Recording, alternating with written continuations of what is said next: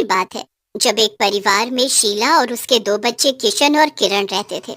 किशन की उम्र शादी की हो रही थी और शीला का भी शरीर जवाब दे रहा था। तो इसलिए शीला अपने बेटे किशन के लिए लड़की ढूंढने लगती है। एक दिन शीला के घर उसकी बहन किसी लड़की का रिश्ता लेकर आती है और तभी किशन भी ऑफिस से घर आ जाता है। अरे मौसी जी, नमस्ते। आज इतने दिनों बाद। हाँ बेटा, बात ही कुछ ऐसी है कि आज मुझे घर आना ही पड़ा। क्या बात है मौसी जी, मुझे भी बताओ।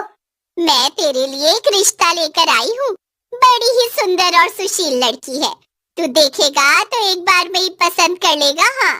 पर मौसी जी, रिश्ता, शादी, ये सब क्या है माँ?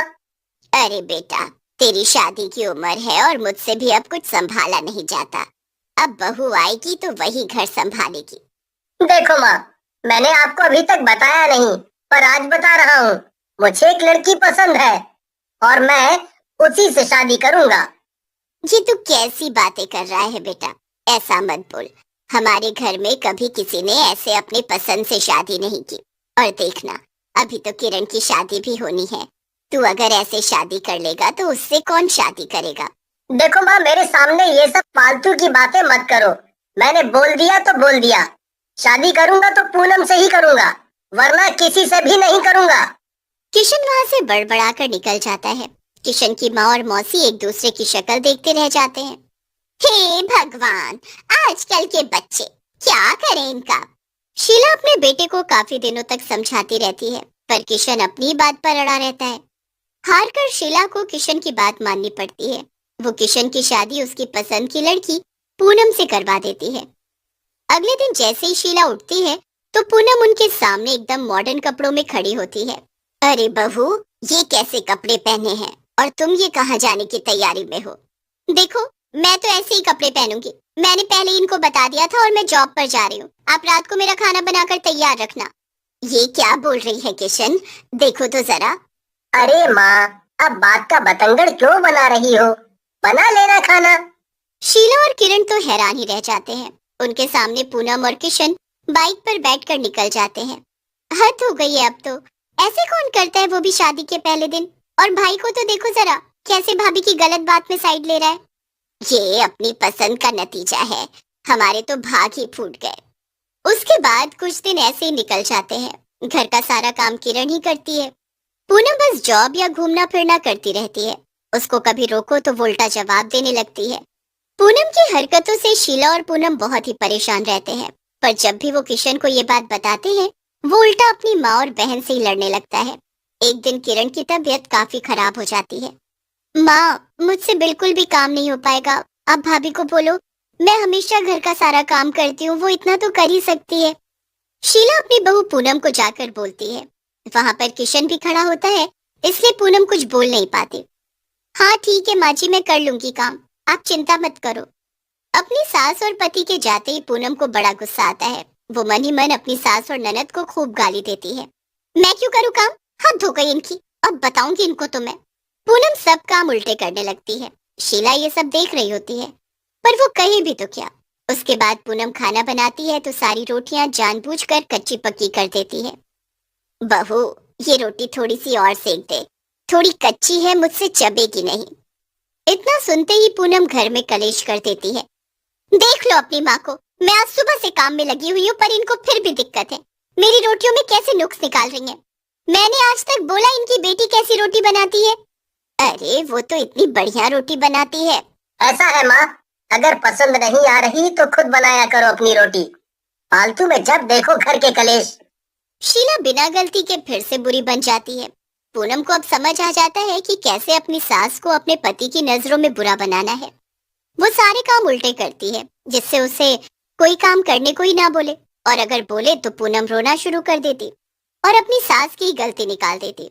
शीला और किरण का घर में बड़ा ही जीना मुश्किल हो जाता है। कोई दोनों से बात नहीं करता। शीला की तबीयत भी दिन पर दिन बिगड़ने लगती है, पर पूनम उसे दवाई नहीं दिलाती। बेचारी तड़प तड़प कर ही मर जाती है। माँ, माँ, अब तुम्हारे बिना मैं कैसे जीऊंगी? मेरा कौन है तुम्हारे सिवा?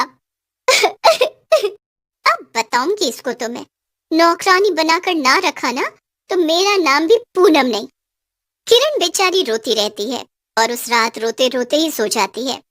अगले दिन से जो पूनम अपनी ननद किरण पर अत्याचार करती है, उससे किरण की मानसिक हालत भी खराब होने लगती है। एक दिन जब पूनम घर में अकेले बैठी मजे से फल खा रही होती है, तभी उसकी चुड़ैल सास उसके पीछे आ खड़ी होती है। बहुत जुल्म कर लिया इसने हम पर, अब मैं आ गई हूँ एक एक अत्याचार का बदला लेने। छोड़ूंगी नहीं मैं तुझे। तेरी वजह से मेरा पूरा घर बर्बाद हो गया। मैं भी मर गई और मेरी बेटी की हालत भी इतनी बुरी कर दी तूने। किरण, इधर आ। मेरे नाखून इतने बढ़ गए, इनको साफ करके काट दे। जल्दी आ नेल कटर लेकर। हे भगवान, अब ये औरत मेरी लड़की से ये काम भी करवाने लगी है। इसे तो मैं बताती हूँ अभी। चुड़ैल सास किरण के भेस में नेल कटर लेकर आती है।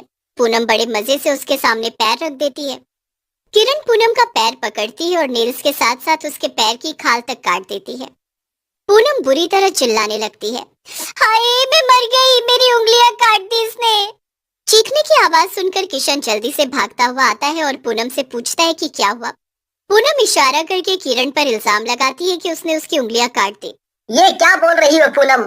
किरण तो मेरे साथ खड़ी है, तुम किसकी तरफ इशारा कर रही हो? अरे अभी तो यहीं बैठी मेरे नेल्स काट रही थी और फिर मेरी उंगलियां भी काट दी। किरण घंटे भर से मेरे साथ बाहर का काम करवा रही है, समझी?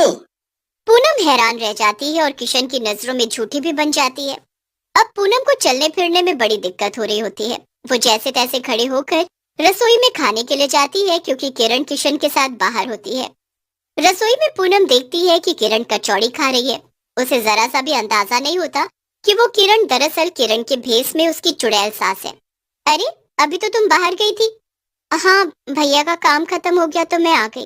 तो तू यहाँ चुपके चुपके कचौड़ी कैसे खा रही है? हाँ, तुझ में इतनी हिम्मत कहाँ से आ गई?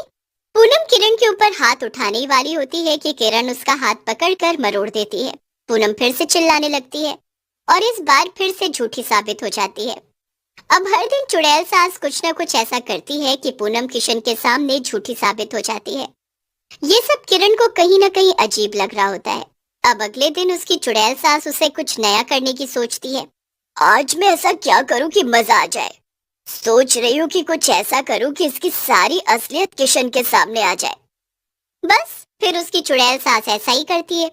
जब पूनम अपनी माँ से फोन पर किरण की बुराई कर रही होती है, तो उसकी चुड़ैल सास वहीं खड़ी सब सुन रही होती है।